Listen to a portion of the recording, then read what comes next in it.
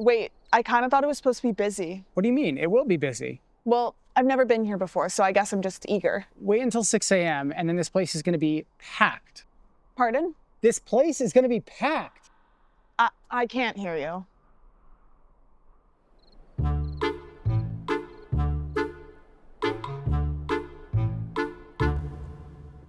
This place is going to be packed. Welcome to the Indy 500!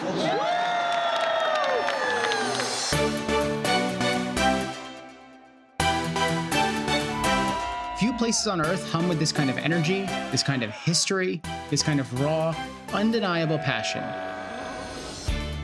And even fewer managed to bring together nearly 500,000 people for a single event. Just look at this place. It's mind-boggling. We're at the Indianapolis Motor Speedway, home to the greatest spectacle in racing, the Indy 500. But it's more than just a race. It's a phenomenon. Every year, millions tune in, and hundreds of thousands flock here in person. Not just from across the United States, but from across the entire world. We have come a long way, and we are loving our time here. This is just the best party on earth. The drivers are incredible. The cars are works of art, and the speed is unreal. But behind all that excitement and all that tradition, there's a question that kept popping into our heads. Oh, for sure. How does this even happen? How do you logistically run the largest single-day sporting event in the entire world? We're talking about feeding, moving, and entertaining a temporary city that springs up for one incredible day.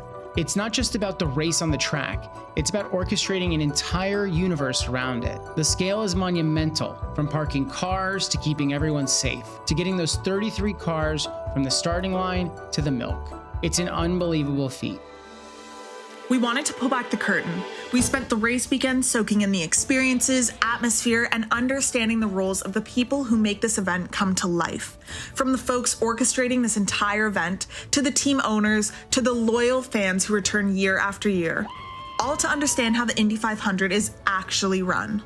It's a lot to manage, but there's also nothing else like it on Earth, so we take a lot of pride in doing that.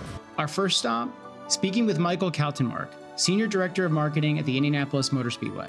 Coming into IMS for the first time, like going through the tunnel, coming up on the other side, the feeling is indescribable, how big it is. It's just so different from any track I've ever been to. So we want to sit with you to unpack, like, what does it take to bring this to life? My role specifically is to lead the marketing efforts for the Indianapolis Motor Speedway. And so globally, that means I'm responsible for the brand and how that's positioned and perceived by our audiences. But then more tactically speaking, I've got to get butts in seats. I'm the one responsible for marketing this event to the masses, and hopefully 350,000 people buy tickets and join us. Yeah. And we go out and we build a plan, and we try to get people excited about the month of May, and specifically the Indianapolis 500, and excited enough to hopefully buy a ticket and come join us. And it's certainly gratifying this year to be able to say that we sold out all the grandstands for the second time ever. It's a lot of tickets. It's a lot of tickets. When we say the Indy 500 is the largest single-day sporting event in the world, we mean it. And at its core is the incredible, sprawling canvas upon which this entire spectacle is painted. It's hard to truly grasp the size of IMS until you're here. We're talking about over 550 acres. To put that in perspective, the entire Vatican City could fit inside the oval, with room to spare. You could fit Yankee Stadium, the Rose Bowl, Churchill Downs, and more, all within the grounds. On race day, IMS holds as many people as the entire population of New Orleans, the 54th largest city in America.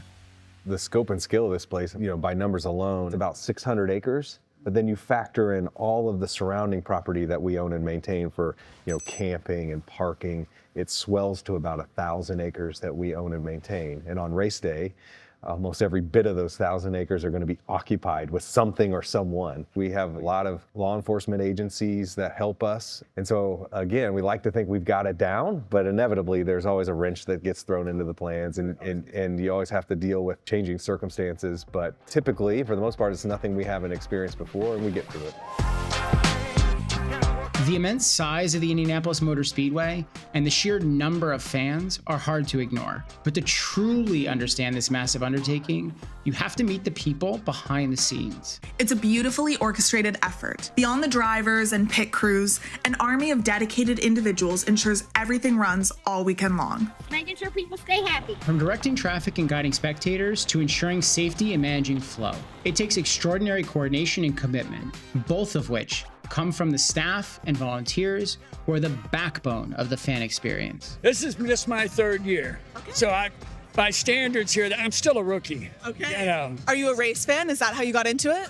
Well, sort of, but I came to Indianapolis in '88. Okay. And I've been to lots of 500s, several brickyards, motorcycle races, the Formula One, and I've been a fan of the track as much as anything. Yeah. I'm always amazed when you can have something, you get 300,000 people in the door in the morning and get them all out in the evening, and they've perfectly done. So I just decided I wanted to see how it's done, see who does it, and it's amazing. It's like a church to some people.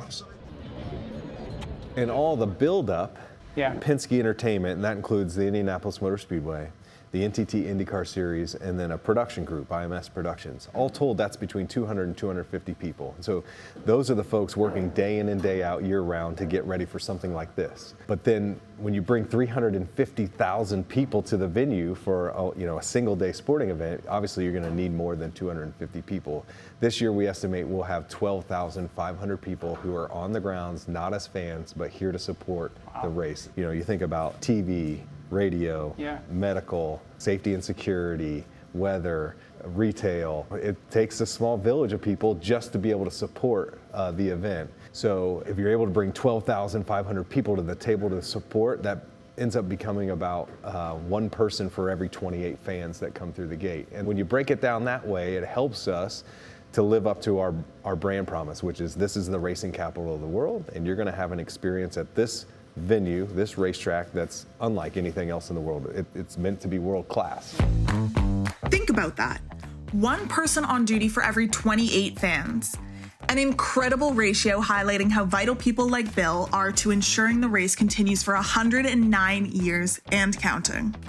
You might attend the 500 for one specific event, but that event is different for everyone. It's a huge coordination effort involving hundreds of partners, vendors, and internal teams. Try to have a little something here for everyone. You know, the place is so large. Folks coming in gates that are anywhere from a half mile to a mile apart. So you try to make sure that you activate and program in a way that no matter where they come in, it's going to be special, it's going to be magical. It's a full month of magic, transforming IMS into vibrant festival grounds. And for hundreds of thousands of fans, the race is just one part of their experience. There's so many different things all throughout the month that not only the Speedway puts on, but the community. It just allows you to celebrate this great race, and it really makes it so unique and kind of why everybody wants to be a part of the history here. It is overwhelming, the size of this place. You guys don't realize how good what you've got. It is so good. This place is heaven, basically. They do such a good job making it good for kids too. It is so inspiring. It's so cool to be a part of. And I don't know what it is about it, but I can't wait for every year to come. And I don't know, it's like a family tradition. How does it work from your perspective where, there's people who have been coming for 40, 50 years, or probably more, to these races. I think I saw a guy with a 62 years shirt, he changes it every year. How much of this is people who are coming back year after year versus new fans that you have to find and market to? Well, this is going to blow your mind. So every year after the race, the checkered flag falls and renewals for the next year start right away. We call it the race to renew, and we've designated the first 500 hours after the race for people to submit their renewals as well as any upgrade requests. This is our fans' opportunity to sort of secure their seat for the next year at the lowest possible price. By the time those 500 hours are done, which equates to about 2.5 weeks, we will have sold the place out to the tune of about 60-65%. Jesus. This past year, by the time we were done with our race to renew period, the 500 hours, we would have sold out the Daytona 500. So that's awesome. Pretty remarkable. How many times have you been been to the Indy 500? I've been coming to Indy 500 since I was a kid. 5 times. This is my 10th year. This is our 11th Indy 500. 12 years. 15 years, maybe. 26, 27, a lot. Probably 30 years. I have been coming since 2009. 34 years. Best 10 years of my life. It is my personality. For so many, the Indy 500 transcends sports. It's something deeper. It's a pilgrimage. People refer to this race as a religious experience. Every Memorial Day weekend, something shifts in Speedway, Indiana. From honoring service members to singing the national anthem with 350,000 strangers as jets fly overhead, these aren't one-off moments. They're rituals. And as Back Home Again in Indiana was playing and the national anthem, I'm not gonna lie to you, like the hairs on the back of my arm stood up and I got a bit emotional and there was one tear, so I'm gonna be in pieces, I think, on Sunday when this actually happens for real. It is the most tremendous honor of my career that I get to call the Indy 500. But the gravity of the moment is not lost on me. I know how much this race means, not just to this championship or to the people of Indiana, but to the people of America. It's a huge responsibility, and I just don't want to let people down. There's a book that I read about the Indianapolis 500, and it quantified the pre-race experience in this way. It said, the pre-race ceremonies and traditions at the Indianapolis Motor Speedway for the Indy 500 is a holy moment in American sport. And frankly, I can't describe it any better than that. It's truly it. I mean, you've got 350,000 people completely silent for the playing of taps, to singing along together for Back Home Again in Indiana, standing out of respect for the Star-Spangled Banner. I mean, it's just, like, I'm getting chills just talking about it. Like, all those moments are sort of climax moments throughout the morning. We feel like that's the secret sauce. When people, new faces especially, experience that, that's ultimately, whether they realize it or not, what keeps them coming back year after year. You see it everywhere. Grandparents teaching grandchildren their favorite traditions, friends reuniting at the same tailgate spot they've had for decades. Countless fans told us they've been coming their entire lives, often because their parents brought them, and their parents before that. The pre-race, all the traditions, the milk, everything that goes along with it. I think it's uniquely Indy 500 and everything that we're about. I think the best part of the race is the flyover. You can't beat the feeling. Oh yeah. The tears come every single year. Milk in Victory Lane and the Borg-Warner trophy and kissing the bricks. And after 109 years of this thing, you build up a lot of traditions. Our fans, our core audience takes a lot of pride in those. They're like, yes, that's my race, that's my city, that's what we do on Memorial Day weekend. But then it's also enticing enough for new eyes to be like, what is this? This looks amazing, I gotta try it out. And so that's the balance we try to strike. That legacy, the memories created here, the continuity of these traditions year after year, it's what makes the Indy 500 resonate so deeply. My favorite tradition here undoubtedly is singing Back Home Again in Indiana. I mean, it's like the world's largest sing-along. That song's special to me because I was born and raised in Indiana on the banks of the Wabash. And so when we sing that part, especially, like even talking to you now, I'm getting a little misty. Like I love that. And so usually I'm on the grid, and then I almost have to pinch myself that I'm like, well, I'm standing on the grid at the start of the Indy 500 and we're singing the song. And like, that's a special moment for me. And to, again, have 350,000 people join and singing it with you, like, that's pretty neat. We've marveled at the size, celebrated the traditions, and felt the energy of the Indy 500. But what often goes unseen is the immense challenge of making it all work safely, flawlessly, and on time for over 350,000 fans. Absolutely. Behind every cheering fan and every perfectly executed pit stop, there's an army of people solving problems in real time and working tirelessly around the clock. We plan, we do our part. We try to put our best foot forward so that come May, we're ready to go. And we're just executing at that point. But inevitably, something gets missed or you come off the wrong way. And so there's always things that percolate up that you have to fix. And so as someone who manages a team, I'm constantly concerned about that. Like, keeping the people on the bus and keeping them believing and keeping them in high spirit. Where I challenge myself and my team come race weekend is two things. One, make this place small. So go out of your way to greet our fans. If they have a question and they want to know where their seat is, you can tell them, or you can just escort them all the way there. Make this place small for at least somebody, if maybe not 1,000 people. And then 2, take a moment to experience the joy. We're busy, long hours, lots of things going on. But if you can, find your moment. For me, it's back home again in Indiana. For other people, it might be the flyover. Whatever it is, I try to encourage my team and all my people to take a moment and find some joy and sort of remind ourselves why we do what we do. It's a year-round planning process for a marathon month and an all-out sprint come race day.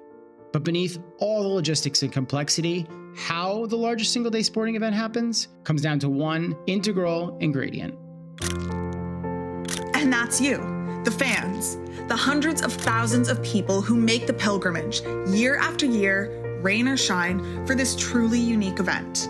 Without unwavering dedication, the loyalty that spans generations, the willingness to brave the crowds and the elements, the Indianapolis 500 wouldn't be what it is. It wouldn't be the greatest spectacle in racing.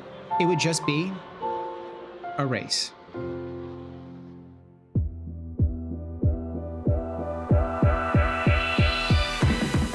Thanks so much for watching. If you're new here, don't forget to subscribe so you don't miss out on any of our future Insider episodes. We have tons of exciting guests lined up. Let us know who you'd like us to chat with in the comments down below. And if you enjoyed the video, please give it a like. Thanks, and we'll see you in the next one.